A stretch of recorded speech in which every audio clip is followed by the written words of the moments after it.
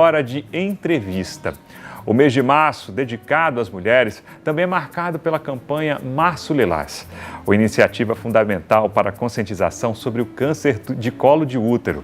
A iniciativa tem como objetivo alertar o público feminino sobre a importância da prevenção e também do diagnóstico precoce dessa doença, que, de acordo com o Instituto Nacional de Câncer, o INCA, apresenta um número alarmante de casos novos no Brasil. O câncer do colo do útero é um dos mais frequentes, especialmente nas regiões Norte e Nordeste. E o combate à doença é essencial. Para entender mais sobre a importância da prevenção e como as mulheres podem se proteger, vamos conversar com a oncologista a doutora Erijan Andrade. Boa tarde, doutora. Seja bem-vinda. Boa tarde. Obrigada por mais essa oportunidade. Que maravilha. Olha, primeiro a gente começa perguntando o seguinte: quais são os principais fatores de risco para o desenvolvimento do câncer de colo de útero? Então, o principal fator de risco é o HPV. Então, o HPV que é passado de homem para mulher de forma inconsciente do homem, já que ele é assintomático, e é um vírus. A gente tem vários deles, nem todos eles vão gerar o câncer de colo de útero, mas alguns, como o 16 e o 18, que está na vacina, ele é um dos principais. Cerca de 70% dos casos do câncer de colo de útero vão estar ligados ao 16 e 18. Então, olha só, muita atenção, né? Porque realmente é uma fase muito importante e tem que ter, né, esse cuidado. Agora, a gente sempre fala, né, sobre o diagnóstico precoce, mas como é que ele ajuda diretamente nos casos de câncer do colo do útero? No câncer de colo de útero, na verdade, a luta é para ele não existir. Sim. Porque, tipo, um câncer de mama, a gente não tem como impedir dele acontecer. Então, a gente tem como fazer o diagnóstico precoce. Então, você vai ver ali já um nódulozinho formado na mama e aquele é o câncer. No câncer de colo de útero, não. Com o exame de Papa Nicolau, eu impeço que esse câncer aconteça, porque eu vejo uma lesão antes dela se transformar em câncer. E eu já vou tratar essa lesão. E aquela mulher não vai ter um câncer para tratar no futuro. Se a gente faz o diagnóstico precoce, que também faz com Papa Nicolau, a gente consegue ali fazer um diagnóstico que vai no máximo precisar de uma cirurgia. E com a cirurgia não vou precisar de quimioterapia, não vou precisar de radioterapia. Então vai ser um tratamento local, um tratamento com menos efeitos colaterais e com maior chance de cura. Então, olha só como é importante, né? Agora, qual a importância do acompanhamento médico regular e com que frequência as mulheres devem buscar o médico para esses exames? Tem sempre essa dúvida, né? Exame de Papa Nicolau deve ser feito todo ano. Como? Você fez o primeiro ano, você fez o segundo, não houve nenhuma lesão, você pode passar 3 anos para repetir o exame. Mas primeiro precisa de 2 exames normais, sem nenhuma lesão, que são essas lesões que chamam nossa atenção e que mostram que ali no futuro aquela lesão pode se transformar em algo maligno. Se houver uma dessa lesão, o paciente tem que ir todo ano. Sem lesão, a gente pode esperar aí 3 anos para repetir o exame.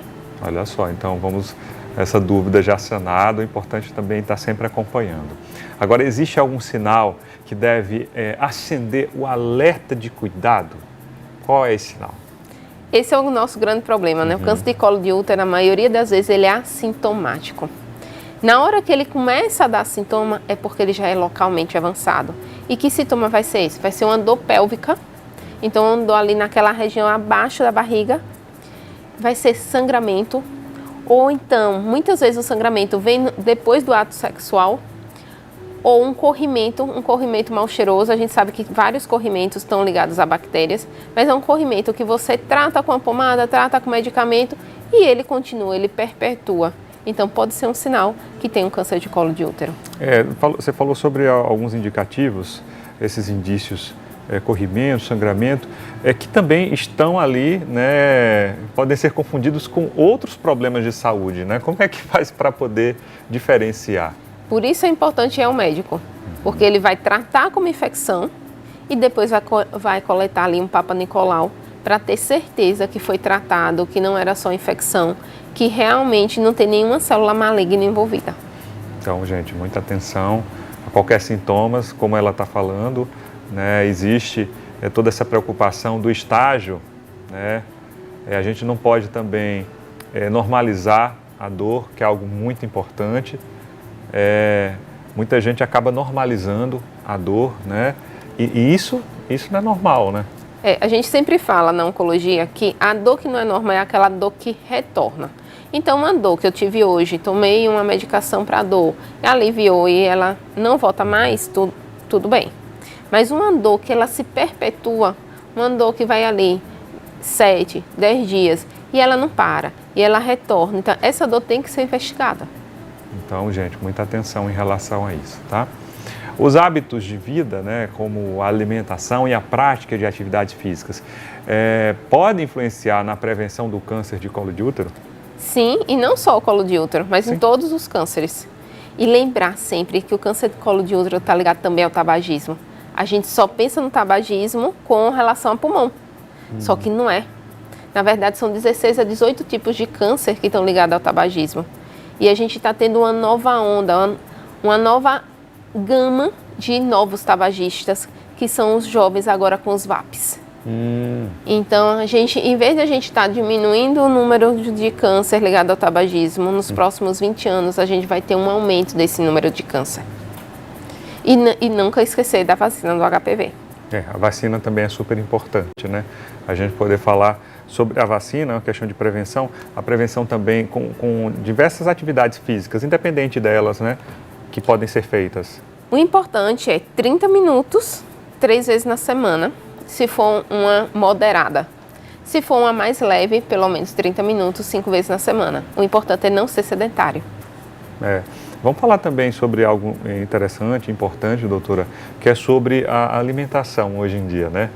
O quanto que durante o nosso dia a dia, a gente, pela correria, pelos diversos compromissos, a gente acaba se alimentando mal, né? São alimentos industrializados, ultraprocessados, não é nem processados, ultraprocessados. Queria que você falasse um pouquinho de como essa alimentação hoje, muito, vamos, no popular química, né?